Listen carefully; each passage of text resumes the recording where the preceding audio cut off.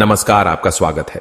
दोस्तों, भगवान श्री कृष्ण वास्तुशास्त्र का विशिष्ट ज्ञान रखते थे। उन्होंने समय समय पर धर्मराज युधिष्ठिर को वास्तुशास्त्र का ज्ञान दिया। यह ज्ञान समस्त मानव जाति के लिए अत्यंत महत्वपूर्ण और कल्याणकारी है। श्री कृष्ण ने 2 ऐसे पेड़ पौधों के बारे में बताया है जिनका भवन की सीमा में होना दुख एवं दरिद्रता लेकर आता है। ये वृक्ष घर के सामने होने से उस घर में निवास करने वाले लोगों की कभी उन्नति नहीं होती है। उन्हें हमेशा पराजय और निराशा का ही सामना करना पड़ता है। दोस्तों, वास्तुशास्त्र के अनुसार वृक्ष तथा पौधे हमारे भवन की सुंदरता को बढ़ाते अवश्य है, साथ ही ये वातावरण को शुद्ध रखते हैं। वृक्षों से सकारात्मक ऊर्जा का संचार होता है जो हमारे जीवन के लिए अत्यंत आवश्यक होती है। वृक्ष नकारात्मकता को कम करके वातावरण को अधिक सकारात्मक बनाने का कार्य करते हैं। घर के सामने शुभ पेड़ पौधे लगाने से घर में बरकत आती है। साथ ही ये पेड़ पौधे कई प्रकार के वास्तु दोषों को नष्ट करते हैं। घर के आंगन में खड़े वृक्ष देवताओं के समान हमारे घर की रक्षा करते हैं। इसीलिए हमारे पुराणों और शास्त्रों में भवन की सीमा में कुछ शुभ वृक्षों का रोपण करने की सलाह दी गई है। आज हम जानेंगे हमारे घर की सीमा में कौन से वृक्ष तथा पौधे होने चाहिए और कौन से वृक्ष नहीं होने चाहिए। जैसे कुछ वृक्षों को शास्त्रों में शुभ बताया गया है, उसी प्रकार से वास्तुशास्त्र में अशुभ वृक्षों तथा पौधों का वर्णन मिलता है। इन वृक्षों का घर की सीमा में होना अशुभ और अमंगलकारी होता है। ये वृक्ष घर के सामने होने से दुख तथा दरिद्रता का ही सामना करना पड़ता है। इन वृक्षों के सानिध्य में रहने पर धन का नाश होता है, शत्रुओं में वृद्धि होती है, मनुष्य अपना मान सम्मान तक खो देता है। इसीलिए यदि आपने भी जाने अनजाने में अपने घर के आंगन में अथवा घर के अंदर ऐसे वृक्ष तथा पौधे लगाए हैं तो बिना देरी किए उन्हें तुरंत हटा देना चाहिए। तो चलिए जान लेते हैं मनुष्य को कौन से पेड़ लगाने चाहिए और कौन से नहीं। सबसे पहला है पीपल का पेड़। किसी जलाशय के समीप पीपल का वृक्ष लगाने वाले मनुष्य को जो फल मिलता है वह सैकड़ों यज्ञों के समान होता है।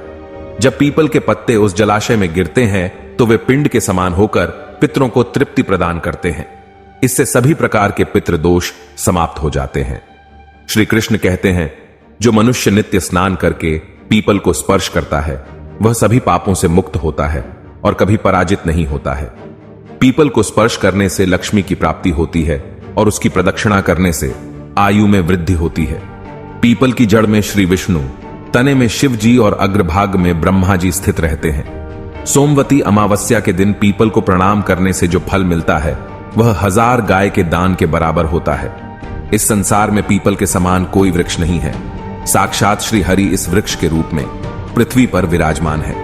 पीपल के वृक्ष को चोट पहुंचाना अथवा उसकी टहनी तोड़ना महापाप माना गया है। ऐसा मनुष्य एक कल्प तक नरक में रहता है और जो पीपल को जड़ से काटता है उसका कभी नरक से उद्धार नहीं होता है। दूसरा है आंवले का वृक्ष। श्री कृष्ण कहते हैं, आंवले का फल समस्त लोकों में प्रसिद्ध और परम पवित्र है। आंवले को लगाने से स्त्री और पुरुष जन्म मृत्यु के बंधन से मुक्त हो जाते हैं। यह पवित्र फल भगवान विष्णु को अत्यंत प्रसन्न करने वाला एवं शुभ माना गया है। इसको खाने से सभी पापों से मुक्ति मिलती है।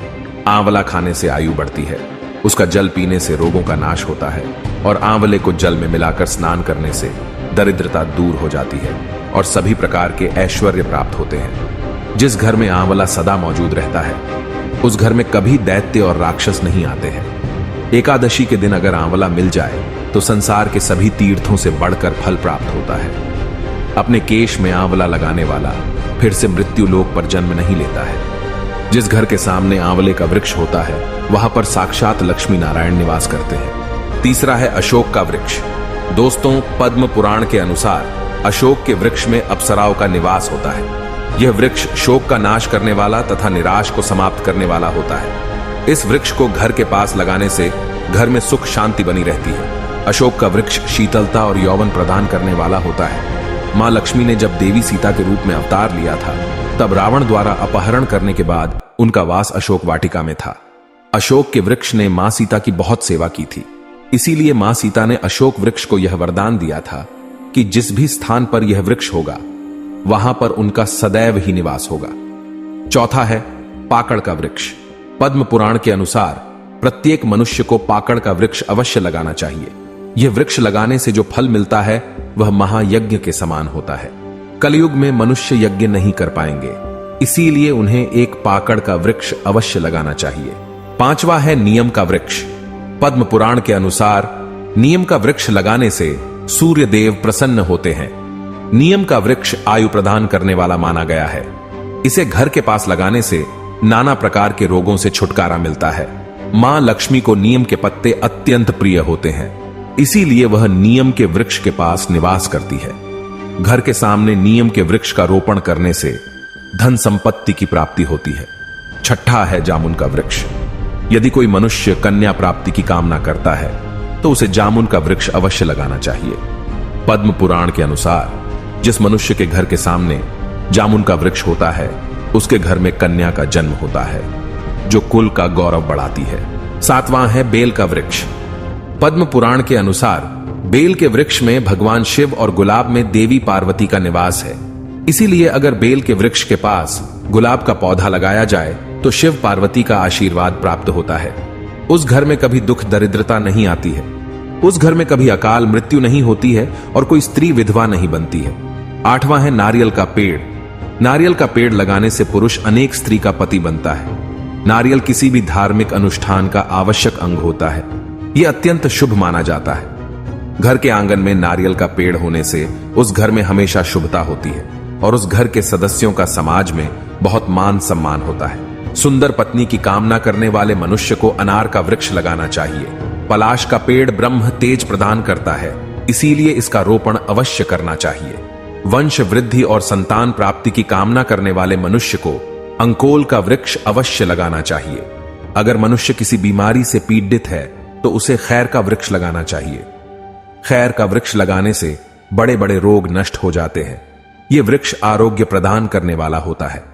कुंद अर्थात मोगरे के पेड़ में गंधर्व निवास करते हैं, इसीलिए इस पौधे का रोपण अपने घर के पास करने से कार्यों में सिद्धि और शुभ फलों की प्राप्ति होती है।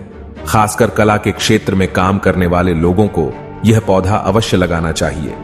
यदि किसी मनुष्य को चोर और लुटेरों का भी सता रहा है तो उसे अपने घर के पास बेंत का वृक्ष जरूर लगाना चाहिए। यह वृक्ष चोर लुटेरों को भयभीत करता है और घर की रक्षा करता है। चंदन और कटहल के वृक्ष पुण्य और लक्ष्मी प्रदान करते हैं। इन वृक्षों का रोपण करने से दुख दरिद्रता समाप्त हो जाती है। केले का पेड़ भी बहुत शुभ होता है और यह घर में सुख समृद्धि और खुशहाली लाता है। केले के पेड़ में भगवान विष्णु का वास होता है, इसलिए घर में केले का पेड़ होने से घर में धन की कमी नहीं होती है। हर श्रृंगार के पौधे को पारिजात भी कहा जाता है। इस पौधे की उत्पत्ति समुद्र मंथन के समय हुई थी और मां लक्ष्मी भी समुद्र मंथन से ही प्रकट हुई है, इसीलिए पारिजात के पौधे का बहुत अधिक महत्व है। यदि इस पौधे को अपने घर पर लगाते हैं तो आपको मां लक्ष्मी की विशेष कृपा प्राप्त होगी। मनुष्य को कभी भी ताड़ का वृक्ष नहीं लगाना चाहिए। ताड़ का वृक्ष संतान का नाश करने वाला होता है। जिस घर के पास ताड़ का वृक्ष होता है उस घर के संतानों की कभी उन्नति नहीं होती है। मनुष्य को कभी भी अपने घर के पास बहेड़े का वृक्ष नहीं लगाना चाहिए।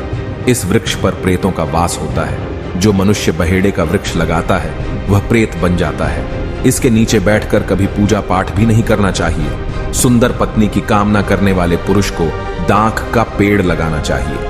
अगर किसी मनुष्य को शत्रुओं का भय सता रहा है तो उसे केवड़े का वृक्ष लगाना चाहिए। यह शत्रुओं का नाश करने वाला होता है। तो दोस्तों, इस प्रकार से शास्त्रों में इन पेड़ पौधों के बारे में बताया गया है। उम्मीद है आपको यह जानकारी अच्छी लगी होगी। वीडियो को लाइक जरूर करें, कमेंट में जय श्री कृष्ण अवश्य लिखें, साथ ही चैनल को सब्सक्राइब करें। आप सभी का धन्यवाद।